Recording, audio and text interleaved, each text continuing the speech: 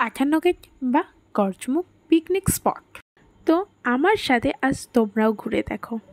আঠানগেট আসা হয়, নদীর ধারে ছবি টবি তুলে চলে যাওয়া হয়। অনেক দিন বাদে এই জুটার ভেতর ঢুকলাম, অনেক বছর বাদে বলা চলে। তো অনেক কিছু চেঞ্জ হয়েছে, সেইগুলোই আজ তোমাদের সাথে শেয়ার করব।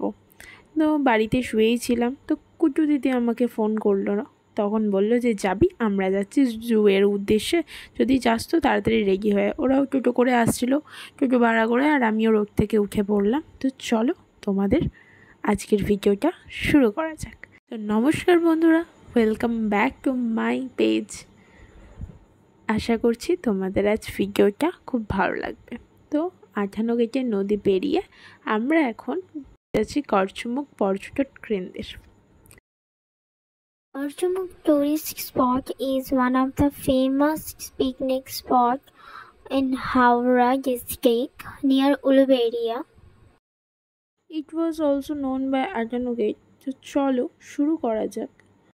আঠানগেট সম্পর্কে কিছু জানা যাক। আমিও হয়তো সেরকমভাবে কিছু জানি না, বাট যেটুকু জানি, যেটুকু শুনেছি সেটুকুই তোমাদের সাথে শেয়ার করি। আশা করি তোমাদের ভিডিওটা ভালো লাগবে, তো শেষ পর্যন্ত দেখো। তো প্রথমেই আমরা ঢুকলাম আঠানগেটের জুতে।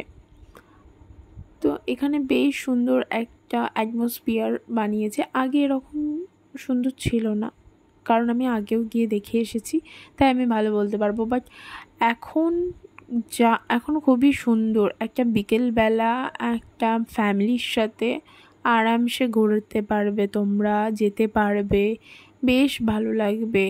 এই পাখি, আগে শুধু হরিণ ছিল আরও কিছু ছিল, বাট এখন অনেক কিছু রেখেছে, ফুল গাছ আর এই সমস্ত কিছু। জায়গাটা এত সুন্দর, এত শান্ত পরিবেশ, খুব ভালো লাগবে। আমি তো বলবো যারা যারা এখনও যাওনি তারা অবশ্যই ঘুরে আসো।